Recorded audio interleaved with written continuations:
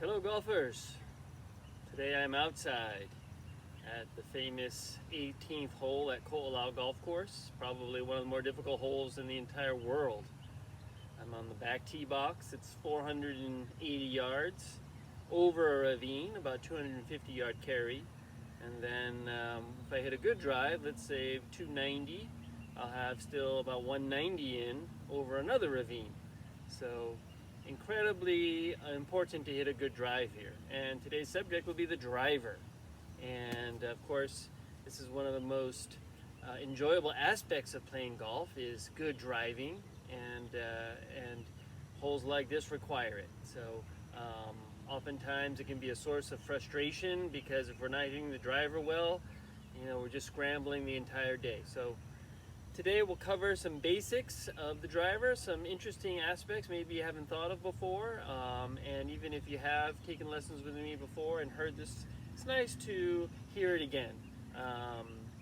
The more you hear it over and over again, it just reinforces the impression in your mind and reinforces the organization of the swing and the technique. So very important to hear the information for the first time and maybe for the 1,000th time. So it's all good. We'll start off with a little warm-up. Because this is such an extreme hole, we'll do the stretches a little bit different. We'll give it a little more resistance today. So driver is very important. We're going to have our wrists and our back very stretched out. Normally we start off, we'll go horizontal to horizontal. Today we're going to go all the way down to vertical. All right, and then I'm going to use my opposite hands and I'm going to give it that pressure. 1, 2, 3, 4, 5.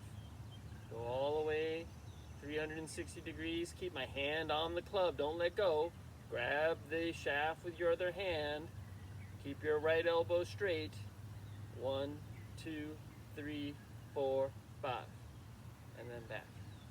Now that gives you a little more stretch in the forearm. So important. Again, I'll go the other side.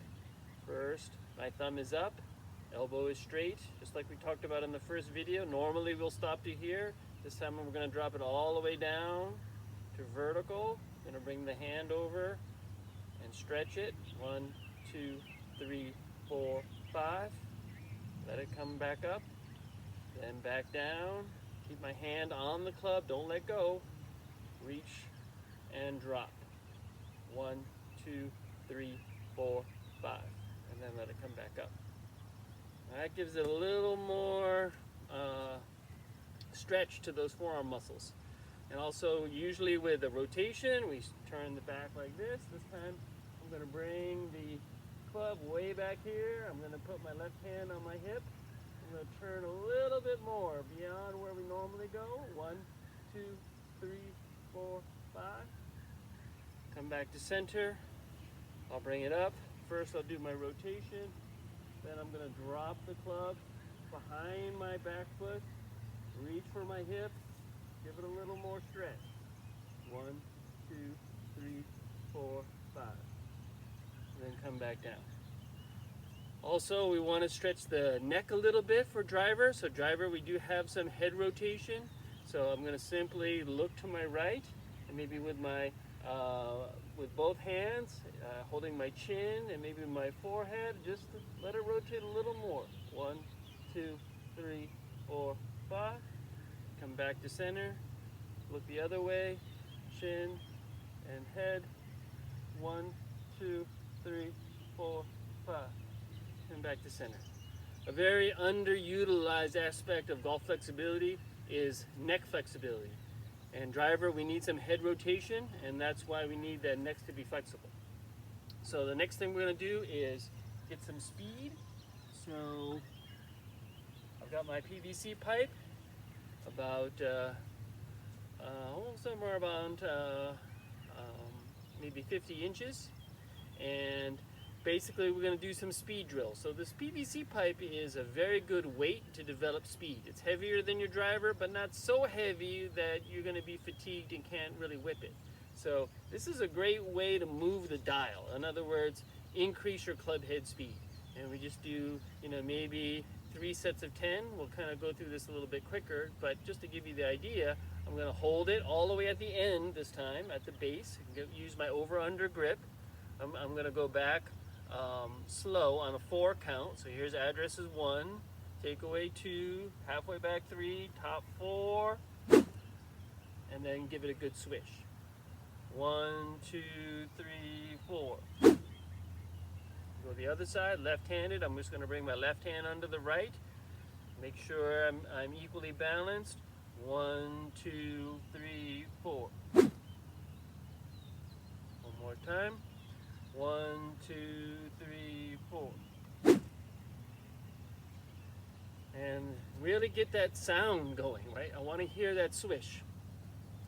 Faster you can make this stick swish, the louder the sound is, the faster that club head is going, right? So that's what we want with your driver. So it's good training. We've got to train your body and brain to create that swishing sound, that loud swish, right? And so PVC pipe is excellent way to do that.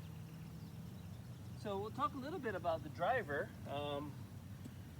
Obviously we want to hit it long and straight. So I would definitely use a modern driver. Nothing in the 90s, early 2000s. We want a club no more than 3 years old, right? So the modern clubs, technology, these clubs make the ball go fast and straight.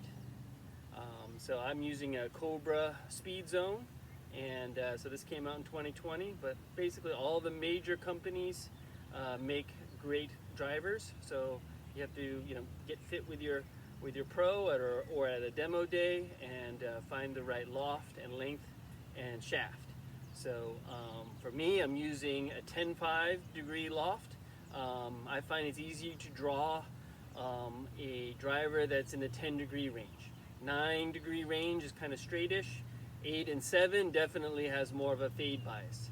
But I can get the ball to consistently draw very easily with the 10.5 if I have an extra stiff shaft on it and I have a good impact position. I don't hit the ball too high, I don't get too much backspin. So you won't have to worry about that if you swing correctly.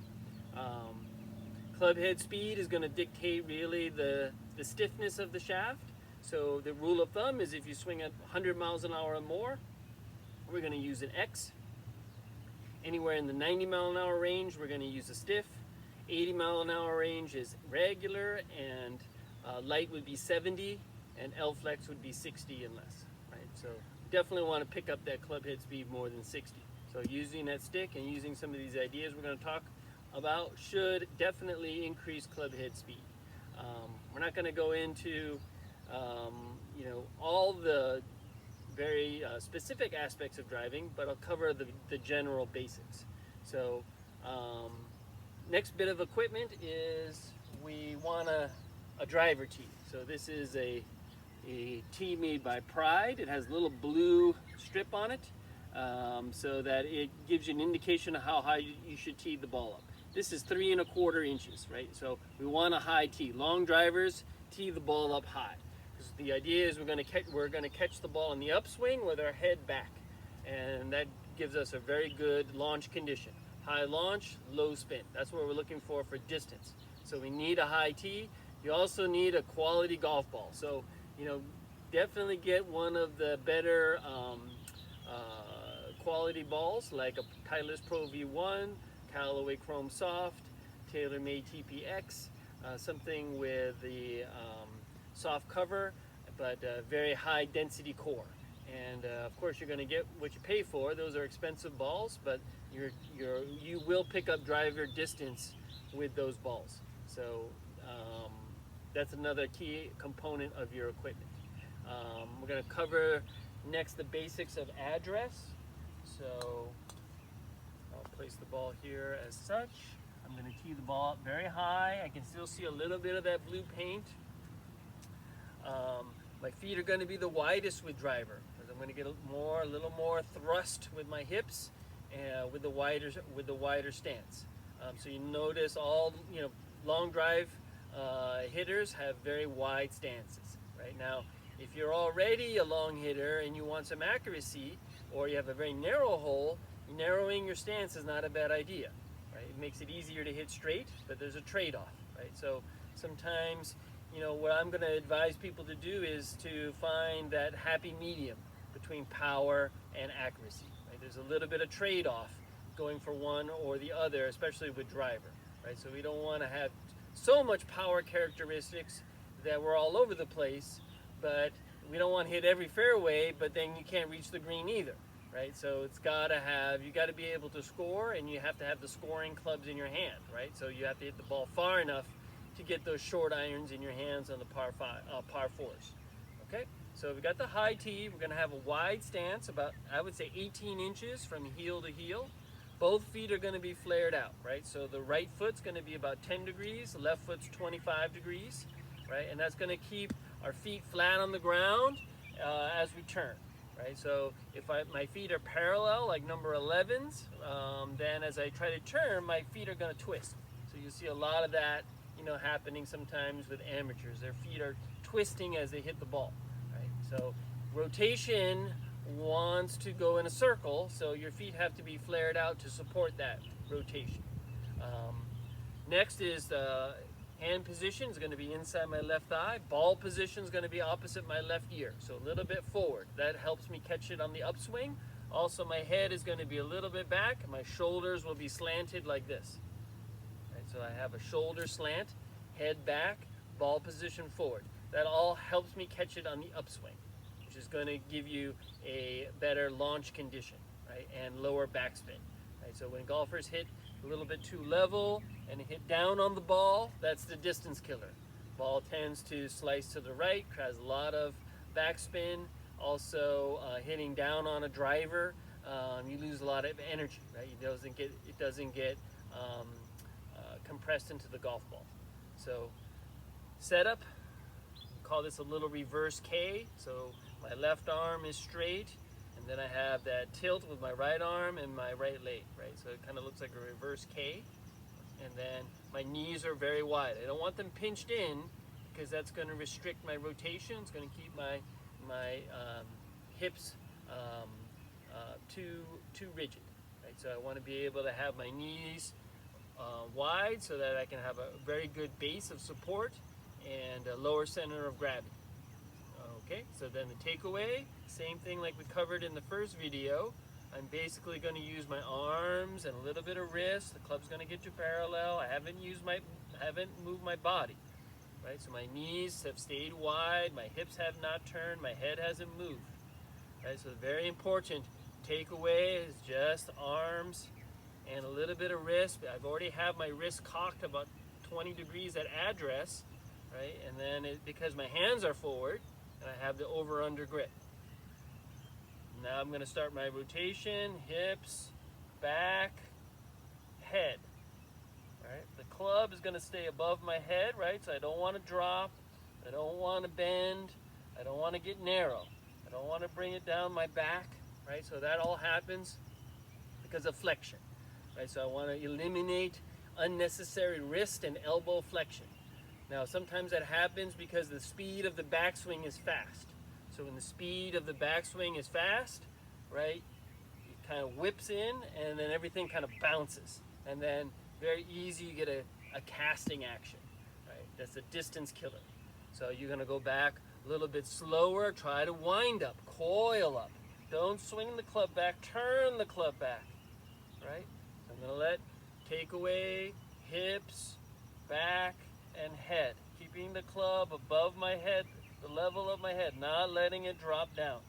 Right? Then I'm going to start down by shifting my weight. The feet go first, the knees, the hips. My head is going to stay exactly where it was. Right? So I'm not going to let my head follow the rotation or the unwinding of my body. I'm going to shift my weight. I'm going to use my hips. My head's going to stay back. My arms are going to come down into the delivery area. Right? And now basically my hips are going to stall, and now my wrists are going to uncock, bam, right through the ball. You get the full release of the wrists, arms stay straight and extended, right? Then the hips kick back in around, then I recock the wrist. I'm going to touch my neck in the finish. Very important to touch your neck so you can get the full release of the club. and all that club head speed, right? So if you don't do that, look like this, right? Club's too high at the finish and the elbows are too far apart, you won't get the release of energy. So if you look at it from this direction, little takeaway, and then I'm going to do my turn, keeping the club head up, weight, shift the weight, the head stays back, arms come down into the delivery, release it, I keep my gaze down, my arms are stretched out, my wrists recocked, right, and then I'm going to touch my neck, keeping those elbows together, right, not going to let them fly out like that. Generally what happens is you're going to have chicken wing, and again, lose power. So there's many ways to lose power in the swing, and you have all these little leaks, right? They all start to add up, 5 yards, 10 yards, 15 yards, right? All these little leaks. Also, people are not swinging the PVC pipe, so they're not generating speed, right? So two things, get the speed and get the technique right, and we can get some distance. If we look at it from this direction, all right, set up, good posture. My butt's going to be sticking out a little bit. My knees are going to be flexed. Feet are wide. I'm going to go to my takeaway, going up the plane, right? Start my rotation. Keep my arms wide, the nice width at the top. Keep that club up, right? Shift the weight. Club comes down into delivery, holding the angle. Release. Keeping my gaze down, and then touch the neck. And get that width. So the big areas to get the distance are, we need the high tee, we need the quality golf ball, we need the wide stance. So already 1, 2, 3, just right from the beginning, we can't really generate the power without that. Then I'm going to have the big turn, so I'm going to turn about 110, 120 degrees with the width. So the width is my club is above my head, right? I don't flex the elbow, I don't flex the wrist. Going back slowly helps that. I'll go back on a 1, 2, 3, 4 count. So here's address, 1, 2, 3, 4. And then I'll come down, right? So that slow tempo helps you wind up, helps create coil. And that's really one of the big power mechanisms. It's not everything. You're storing up all this potential energy, right? Then we have to bring it down correctly through the kinetic chain, feet, knees, hips, and then we release it with the wrists and create the kinetic energy in the club head. And that's what gives you the most distance, right? So it's really strict adherence to these steps and these stages, right? So impossible to really get distance without some adherence to these principles. Rotation, width, using the correct kinetic chain, and then releasing the wrists, right? So the wrists are very underutilized, right? Tennis player, you're gonna serve the ball, you go up, there's a huge snap at the ball at impact, right? So we wanna do that. People are afraid to do that because they feel like they're gonna hook the ball. As long as you start the body first, lower body begins the downswing, keeping your head back. That's going to keep the wrist angle. Again, you're going to practice wrist angle. Practice wrist angle, release. Okay, very important. So I'll demonstrate. Let's see if I can hit one over this ravine.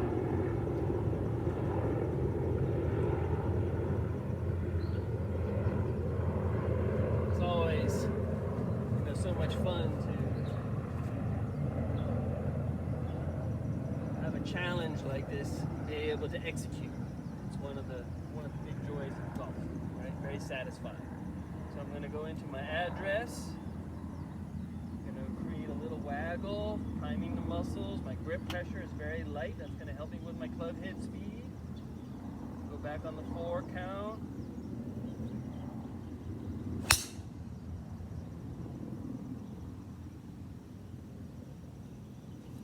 The neck in the finish, and right on the button. So hope that little tutorial on driver helped. Hope it helps to see the outdoors. If you have your backyard, definitely take advantage of it. Go through the driver swing mechanics with me in this video, and you'll be glad you did. When things are opened up again, you'll have a head start on the driver. Good luck, everybody. We'll see you soon.